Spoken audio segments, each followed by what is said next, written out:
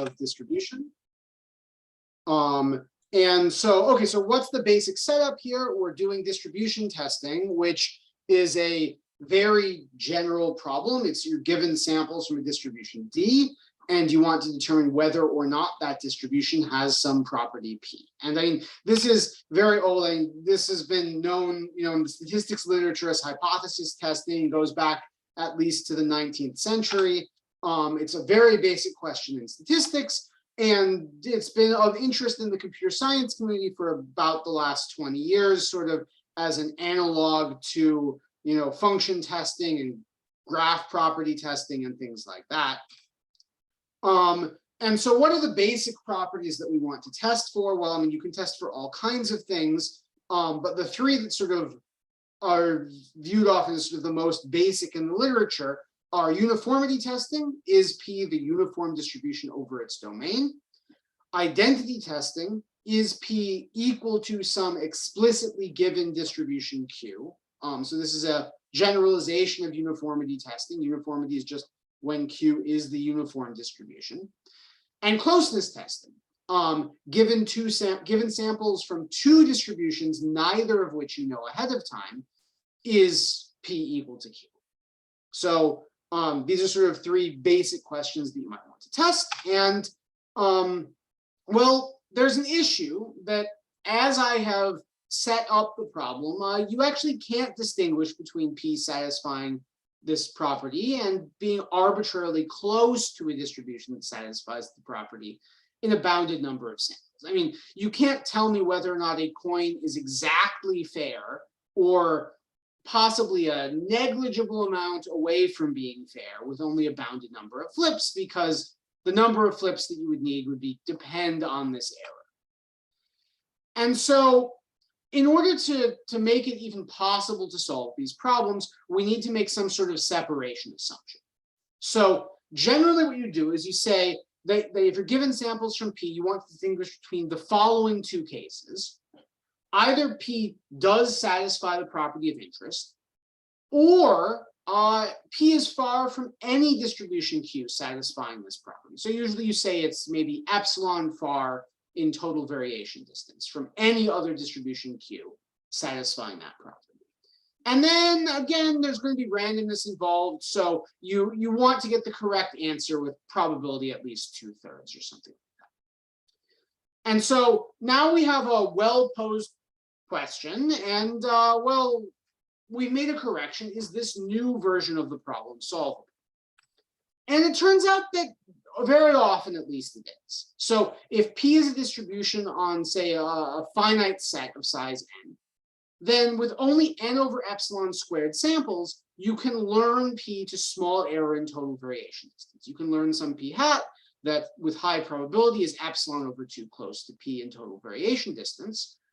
And then once you do that, you can just say, well, if P hat is close to some distribution satisfying the property, you can return yes, and otherwise you return no. And as long as you did learn P hat to this good accuracy, then this works as a testing algorithm. And so at the very least, for any property, you can test it up to epsilon error in O of n over epsilon squared samples.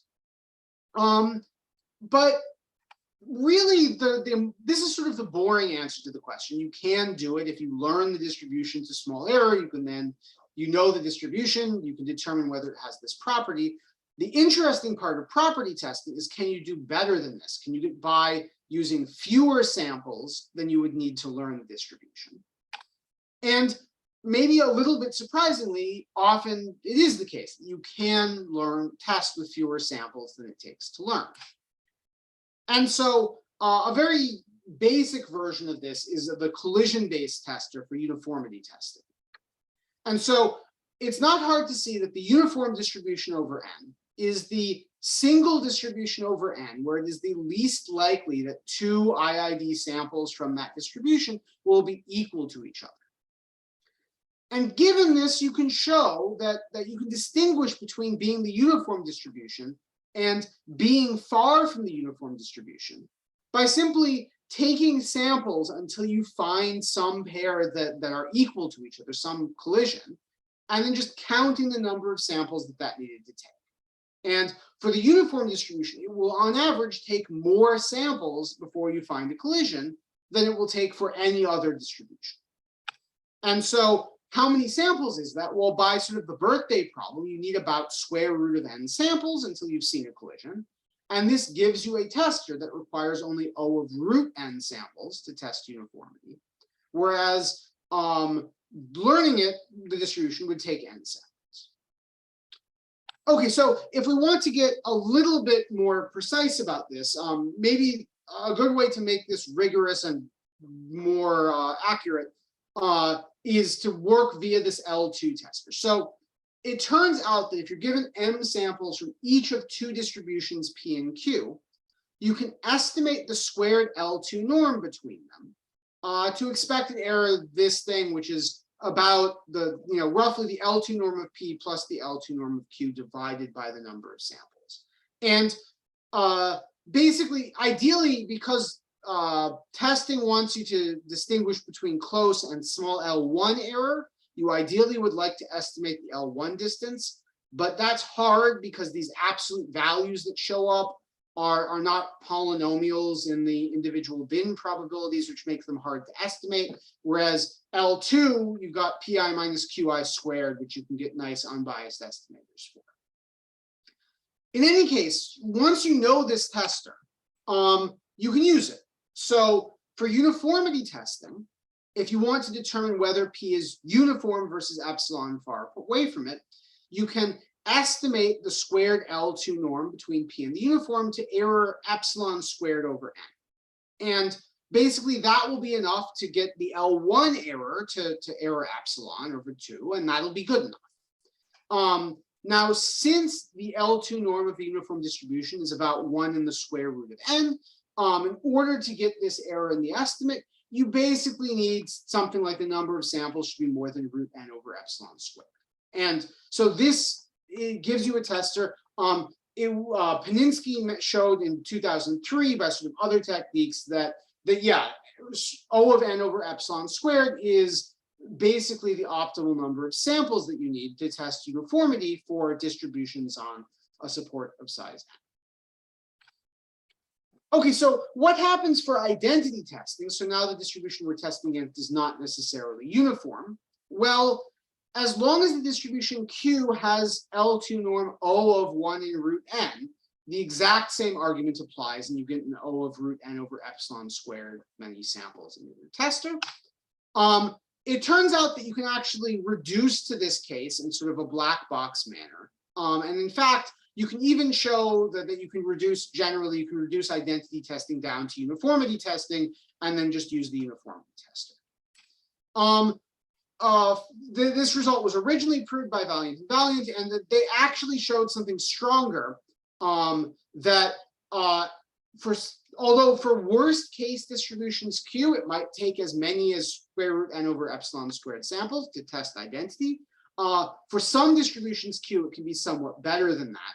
And in general, the actual complexity based on Q is something like the 2/3 norm of Q divided by epsilon squared.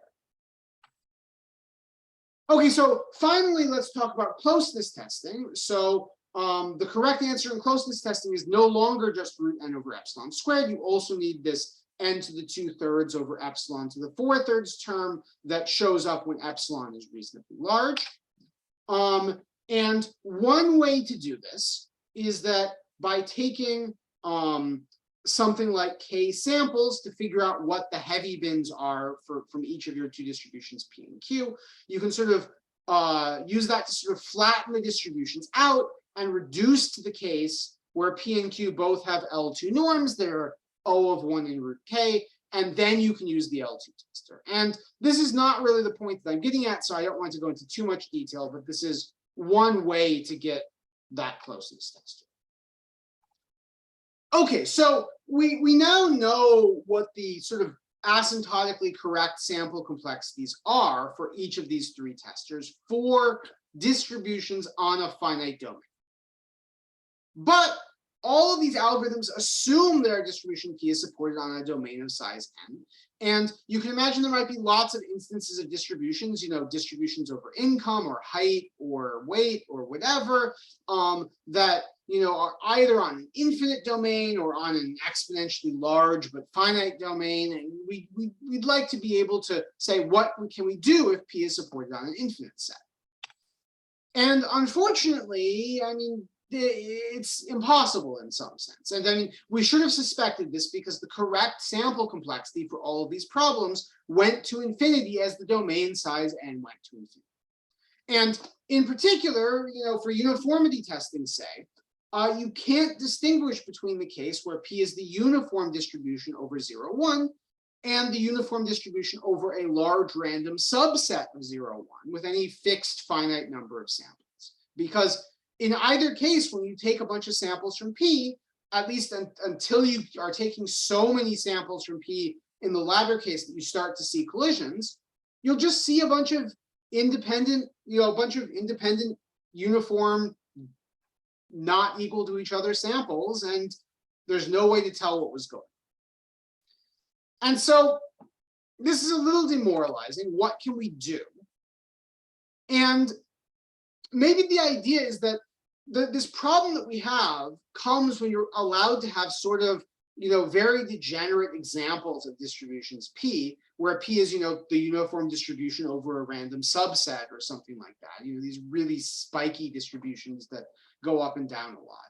And so in order to, maybe salvage our ability to run testing algorithms on these distributions with infinite domain, we can try and find some condition that we can enforce on P that rules out these bad examples. And so we might want to make some assumption like P is log concave, or it's a mixture of a bounded number of Gaussians, or it's Lipschitz with some parameters, or it's a piecewise polynomial or something.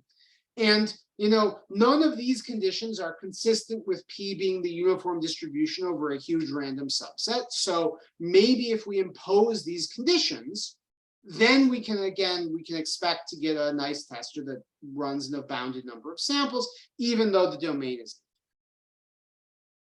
Unfortunately, once we go and start doing this, it looks like the field might become way too complicated, that somehow we'll need a different custom tester for every different one of these conditions that we might want to impose on P. And so, it's very good if you want to be able to write hundreds of papers, because, every condition you have to write a new paper for uniformity and identity and closeness testing.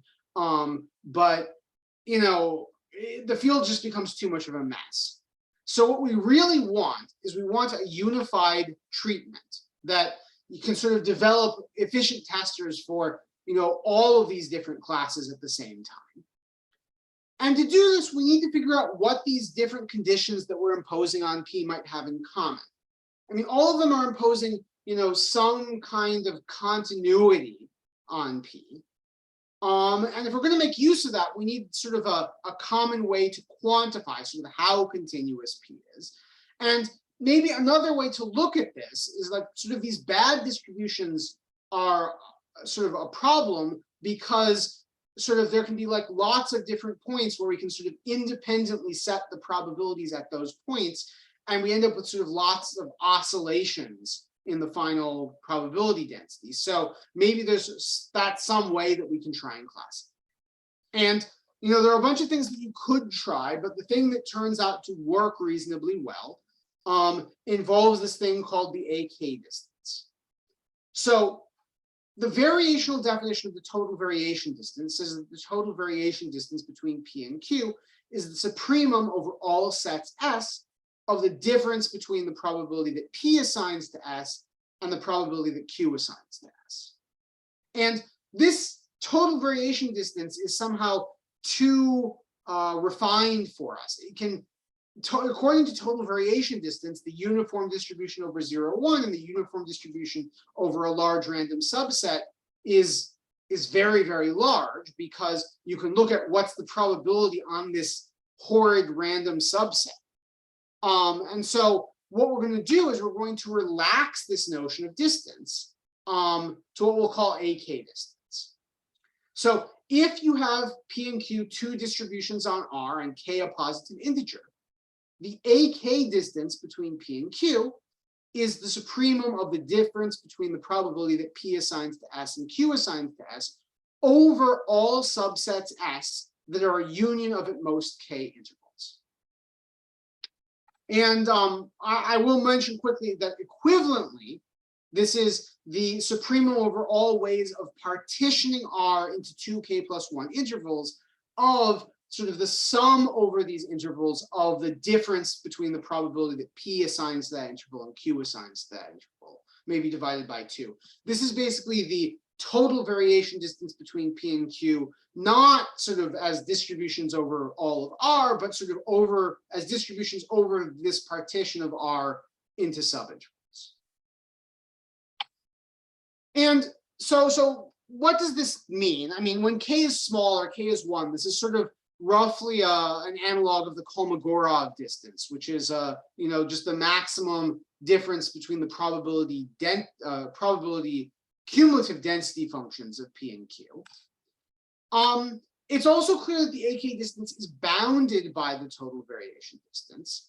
And furthermore, if P and Q are nice, we would expect that as K goes to infinity, the AK distance between P and Q approaches the total variation distance because we're allowed to pick more and more complicated sets to tell them apart. And in particular, what we should expect is that if P and Q satisfy one of our niceness conditions, and if we then take K large enough, the total variation distance between P and Q should be within epsilon of the AK distance. So, okay, how do we prove something like this? And the first lemma is that if the difference between the probability densities of P and Q changes signs at most 2K times, so as you go across the real line, then the total variation distance between P and Q will equal the AK distance. So we've got these two probability density functions, and the point is that, well, if they only cross each other at a small number of points, well, what is the set that makes it so that the difference of probabilities assigned to that set is equal to the AK distance? Well, it's just sort of like you take the set of values on which P is bigger than Q, or the set of values at which Q is bigger than P. But because the probability densities only flip signs so many times, that means that the set on which P has bigger density than Q will be a union of these small number intervals. And so at least if we have this nice case where P and Q only flip signs a few times, then we know that for some reasonable value of K, total variation distance, in fact, equals AK distance. Now, what's a good family of distributions for which we do have few oscillations? Well, one convenient one is that of piecewise polynomial distributions. So that is distributions where you can partition the real line into some small number of pieces, and on each piece, the probability density is a polynomial of low degree. So the corollary is that if P and Q are both T piecewise degree D polynomials, then if we take K equal to T times D plus 1, the total variation distance is equal to the AK distance. And the proof is not that bad. The idea is that each of P and Q is piecewise polynomial. And that means that we can split the real line into a small number of pieces where on each piece, both P and Q are polynomials. And that means that because 2 degree D polynomials cross each other in at most D points, that allows us to bound the number of crossings. And so we bounded the number of crossings, we then apply the previous lemma, and we get this result. Now, okay, so this says that we have a pretty broad class of distributions for which total variation distance equals AK distance. But most of the distributions that we actually deal with are not literally piecewise polynomial. However, it is enough if we can just approximate them by. So suppose that P and Q are both distributions from a class C, where any distribution in C can be, say, epsilon over 4 approximated in total variation distance by piecewise degree D polynomials. Then if we take K to be T times D plus 1, we've got the total variation distance between P and Q is at most the AK distance plus epsilon. And now the proof, it requires a little bit of thinking, but it's basically straightforward. You approximate P and Q by piecewise degree D polynomials. And you note that, the total variation distance is very close to the total variation distance of these piecewise degree D polynomials. Those total variation distance is equal to AK distance. And once you have AK distance, you triangle inequality back to get the AK distance of the original distributions. And over all of these triangle inequalities, we've lost the additive epsilon, but we're fine. And so as long as you can approximate your distributions by piecewise polynomials, we're good. And fortunately, this works for most of the applications. So, what are families you might care about? T histograms. Well, these are just T piecewise constant functions, T piecewise degree 0 polynomials. So if we set K equal to T, we're good. If you have log concave distributions, you can show that these can be epsilon approximated by O of epsilon to the minus a half piecewise linear polynomials. And so we can take K to be O of 1 in epsilon. For mixtures of T Gaussians, you can write them as, T piecewise log 1 over epsilon degree polynomials. And so K needs to be something like T times log 1 over epsilon. For Lipschitz functions, you can do this for T-modal distributions over a finite domain. You can do this. And so in all of these cases, you end up with some pretty reasonable value of K, such that the AK distance approximates the total variation distance to within epsilon, as long as K is large. So what does AK distance help us with here? And maybe the easiest way to start off is by seeing what it does for learning these families. And it's not hard to see that if you're given O of K over epsilon squared samples from a distribution P, you can learn a distribution P hat that is close to P in AK distance to error epsilon. And the theorem here is actually quite short if you know the VC inequality. Basically, all we're going to do is we're going to take P hat to be the empirical distribution over our samples.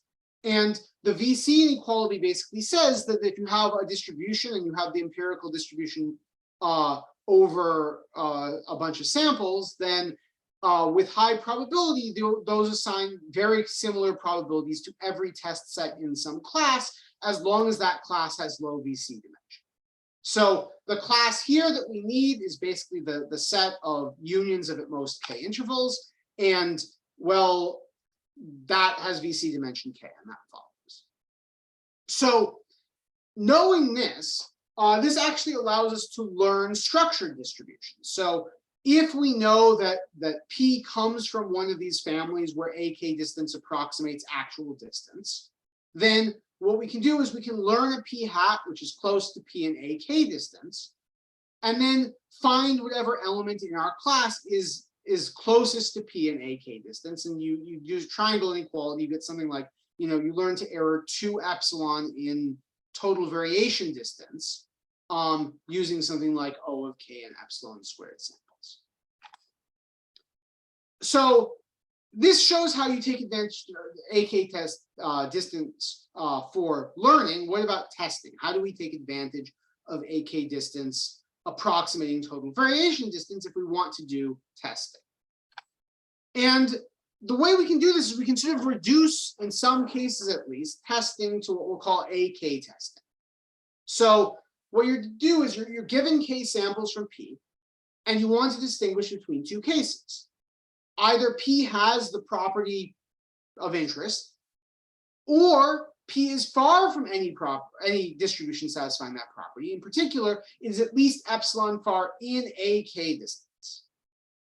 And so this definition is almost identical to the original notion that we gave for property testing. The only difference is that in this sort of second case, we want P not just to be far in total variation distance from anything satisfying the property, but we want it to be far in AK distance. And because AK distance is somehow a much, looser notion of distance, this hopefully makes it easier to detect.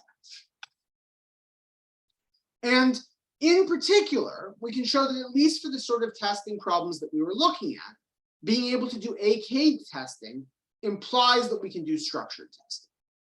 So suppose that P and Q both lie in a class C where AK distance approximates total variation distance to error epsilon over 2.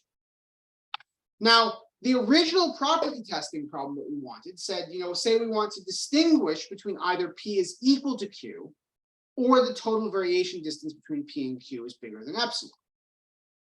Well, this implies that either P is equal to Q or that the AK distance between P and Q is at least epsilon over 2. And this means, in particular, that if you can solve the AK testing problem with error epsilon over 2, you can solve the structured testing problem with error epsilon. And so, since all of these structured families have some K, which causes total variation distance to be close to AK distance, if we can get a good AK tester, we would suddenly have a tester for all of these structured testing problems. So how do we do this? Well, the theorem is that there is an algorithm that performs AK identity testing with constant probability of error, and it uses only O of root K over epsilon squared samples. And so one remark is that note that this actually implies our original tester for identity testing over a discrete domain, because for any two distributions over a supportive size n, total variation distance is AK distance when K is equal to n, because if you're allowed to use n intervals, you can have any set that you like. The second thing to note is that, remember, AK distance is sort of the optimum over partitions into about K intervals of like the total variation distance of these distributions sort of as distributions over this partition. If we knew what the optimal partition was, then this would just be, standard identity testing over a discrete distribution of size K, and we already know how to do that. So the interesting thing here is that we can do this even without knowing what the right bins to break things down into. And finally, if we can get this AK tester, it gives us actually near optimal testers for identity testing of Lipschitz or log concave or a mixture of Gaussians or T-modal distributions. All of these families that we were talking about, you can get testers that are optimal at least up to logarithmic factors, just by sort of as a black box using this AK tester for an appropriate value of K. Okay, so before we get into showing how this tester works, I very quickly want to note that for AK distance, uniformity testing is basically the same as identity testing. And the point is that AK distance just talks about unions of intervals. It's going to be invariant under any monotone reparameterization of your variable, because if you reparameterize the x line, that just sort of preserves what it means for something to be a union of K intervals. That should preserve the notion of AK distance. And in particular, if you reparameterize using the cumulative density function of this target distribution Q, sort of by stretching things out, you can make this distribution Q into the uniform distribution. And so now we're just testing uniformity of P. Okay, so but how do we do this? So what do we know? We know that if P is not equal to Q, there have to be some 2K intervals that capture a total of epsilon discrepancy between these two distributions. Now, suppose for the moment that these intervals were roughly equally spaced. If that were the case, then we could just partition 0, 1 sort of obliviously into O of K many equal intervals. And, maybe not all of not all of the discrepancy between P and Q would be captured by this partition. It's not exactly the right one, but we could imagine that some reasonable fraction of that epsilon discrepancy would have been captured by this partition.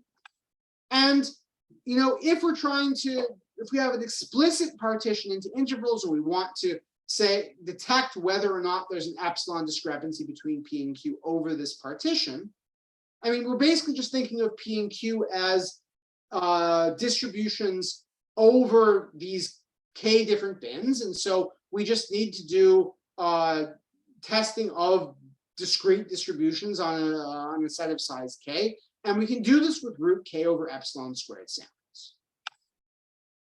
Of course, this doesn't work in general, because you could have a distribution P that is far from uniform, but for which it sort of is carefully arranged where over each one of these intervals in the oblivious partition, the errors between P and Q exactly cancel out. So with this partition, each interval here, P and Q, give the same mass. Now, a natural way to do this is, for each interval on the first bunch, P is large on the second half of the interval and small on the first half of the interval.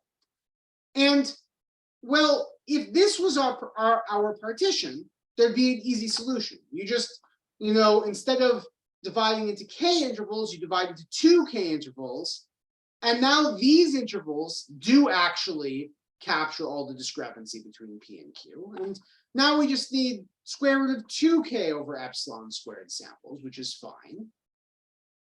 Of course, it could still be the case that even over these smaller intervals, things cancel out. And well, we can keep iterating this. We split into more and more intervals. Eventually, we split into 2 to the t times k many intervals. And now we need square root of 2 to the tk over epsilon squared many samples. And that's too many, unfortunately. However, it's not quite that bad, because no matter how fine we've done this part, we've had to make this partition in order to notice the discrepancy. This discrepancy is still supported on only k intervals.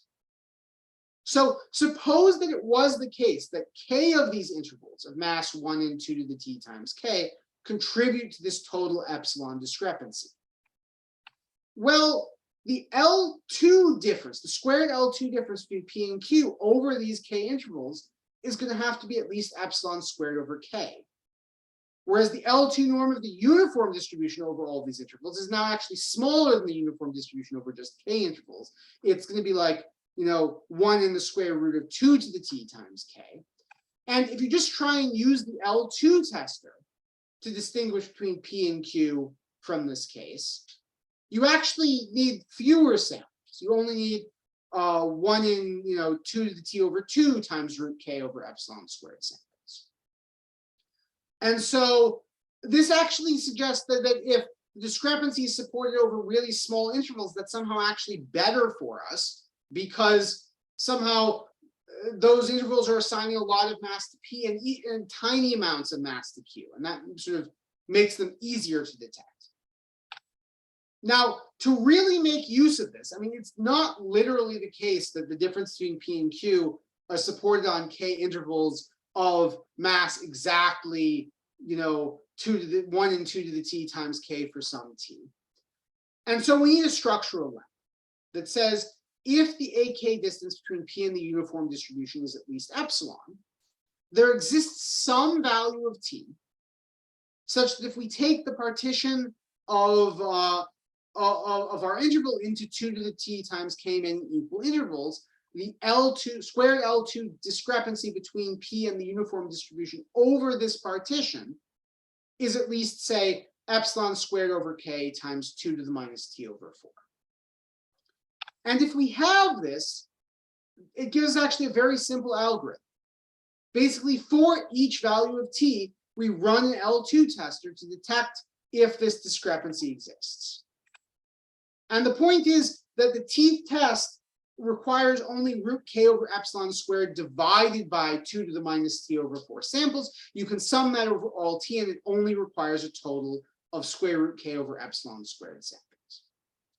And And yeah, if P is equal to Q, it should pass every one of these tests. If P is far from Q in AK distance, then by this lemma, there will be some T where you can just that partition detects the discrepancy, and we should fail that particular test and detect it.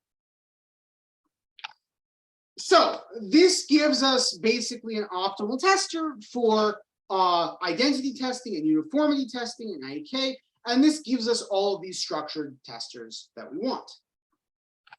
Now, closeness testing is a little bit more complicated. If we want to be able to do structured closeness testing, we of course should figure out how to do AK closeness testing. And before we get into that, let's try and figure out what the sample complexity should be. So for learning, sample complexity for learning for discrete distributions over a domain of size n was n over epsilon squared. For AK learning was k over epsilon squared. For uniformity and identity, it's root n over epsilon squared versus root k over epsilon squared. Closeness testing over discrete distribution, we had to add on this n to the 2/3 over epsilon to the 4/3, but the pattern suggests that we just replace n with k and we should be fine for AK testing. But unfortunately, that doesn't seem to hold. For AK testing, it's k to the 4/5 over epsilon to the 6/5 plus root k over epsilon squared. And so that's the result. What's the idea? So the old idea was we wanted to break our domain into buckets and then run the L2 tester over these buckets. And the idea was that in order to break into buckets, we sort of wanted to know what the distribution Q was so we could break into buckets on which Q assigned equal amounts of mass. Now for closeness testing, we don't know either of the distributions P or Q. We only have sample access. So how are we going to figure out how to break this into buckets appropriately? Well, there's sort of only one thing that we can do. We take samples and we use those to break our domain into buckets. So there's a very natural algorithm, which is the following. You take M samples from each of P and Q. You use those samples to break the real line into M plus 1 buckets. Basically, between every pair of adjacent samples, that's a new bucket. You then consider the distributions that P and Q, induce over that partition into buckets, and you use M more samples to run an L2 tester. And so this is a nice tester. It uses O of M samples, and well, we need to show that with high probability, if P and Q are far in AK distance, then this partition into buckets actually captures a reasonable amount of L2 error so that the L2 tester will actually detect this. So how do we do this? Well, let's suppose that P and Q have AK distance at least epsilon. Then that means there are some K intervals that captures a total discrepancy of at least epsilon. Now, to simplify things a bit, you can show that you can subdivide these intervals a little bit. So there are now O of K many intervals that each have mass O of 1 in K, and each capture discrepancy omega of epsilon in K. So that's just by splitting them into smaller intervals in a pretty natural way. And so the question is, how much of this epsilon discrepancy is captured by a random subdivision? And one lemma that you could give is the following. Suppose that there's an interval I that captures the discrepancy delta. So the difference between P of I and Q of I is delta. And it has mass O of 1 in M. Then if we take M random samples and use that to split into bins, then with probability omega of M times delta, there is a bucket whose left endpoint lies in the interval I, which captures the discrepancy omega of delta. So why is this the case? So we've got the interval I, and maybe there's a point in the interval I, and there's some next point, the smallest point that comes to the right of I. And if there's a point in I, then there is some interval between that point and the next point. And the question is, what's the discrepancy of that interval? Now, the discrepancy depends on which point in I we selected, and you get some curve of discrepancy versus point. And the key observation is that if you look at the discrepancy, if you take the point at the beginning of I versus the point at the end of I, that's going to differ by delta. And that's just because the amount of mass that P assigns to I and the amount of mass that Q assigns to I differ by delta.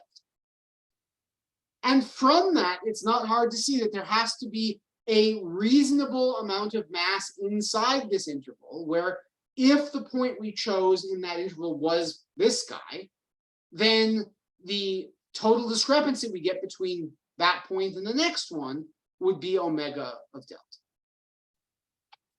So given this lemma, our optimal partition has k intervals with discrepancy epsilon over k.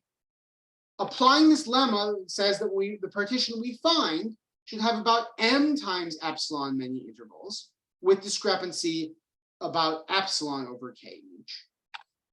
And in particular, that gives us a squared L2 error over this partition of about m epsilon cubed over k squared. However, the L2 norm of either P or Q over this partition you can show is about 1 in root m. And so in order for the tester to work, these m samples that we use in our final L2 tester needs to be at least m to the minus a half over m epsilon cubed over k squared, which when you work out the details means that we need m to be bigger than about k to the 4/5 over epsilon to the 6/5. And so that's where the sample complexity is coming from. So that gives us an upper bound. One thing to note that's nice about this is what we might call an order-based tester. Where a tester does is it takes a bunch of samples, it sort of sorts them, it pays attention to which came from P and which came from Q. But it really doesn't use anything else. It doesn't use any notions of like distance between the samples or exact location of them on the real line. And in fact, order-based testers are very natural when talking about AK closeness testers, because as I sort of mentioned, AK distance is invariant under monotone reparameterizations of the real line. And if you want things that are sort of invariant under monotone reparameterizations of the real line, order between elements is about the only thing that you're left with. There isn't a natural notion of distance that's invariant under reparameterizations or anything like that. And so if your domain is large enough, in fact, you can show using some Ramsey theory that basically without loss of generality, your tester, it has to be an order-based tester. Basically, you can show that if you're on a large enough domain, there has to be some large subset of your domain on which your tester is an order-based tester, as long as P and Q are both supported on that subset. So this allows us to prove a lower bound. And the point is, the lower bound we're going to prove is for order-based testers only. And to do this, we've got a gadget. There's sort of two versions of the gadget. There's a yes instance where you just have a big block where P is equal to Q, and a no instance where we have a block of Q followed by a block of P followed by a block of Q. And this satisfies two nice properties. Firstly, there's a big difference in this, there's a big discrepancy. In the yes instance, P is equal to Q, which is fine. In the no instance, there's a big discrepancy between P and Q that is completely captured by looking at just what they do on a single interval. And the second thing to note is that these things are hard to distinguish from each other.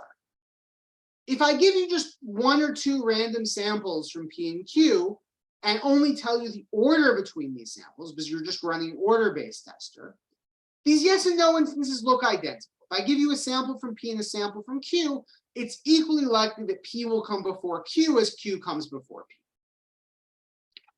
So now we've got a hard instance. I'm going to divide the real line into m plus k buckets. On k of these buckets, I'm going to have a copy of this gadget scaled down to have mass epsilon over k. And then on the other m buckets, I'm just going to have a mass where P is equal to Q and where the total mass is 1 minus epsilon times m. And this will just sort of add some noise, as we'll see. And so what's the idea? Suppose that I have a construction like this, but the gadgets I have, they're either yes gadgets or no gadgets. And I want to distinguish between them. And the point is that because of the way these gadgets work, your order-based tester only learns information from gadgets if there are 3 or more samples coming from the same gadget. And that doesn't happen so often because each gadget, I mean, you've got M samples, you see about M epsilon over K samples from each gadget. So the probability that a gadget sees 3 samples is M epsilon over K cubed multiplied by K gadgets. You've got like M cubed epsilon cubed over K squared signal here.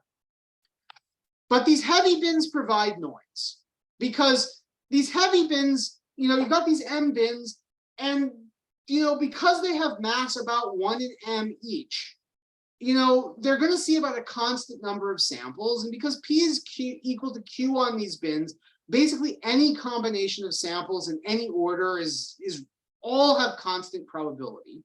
And so any pattern of samples that you might see in one of these buckets, you're going to see about M of them coming from these heavy bins.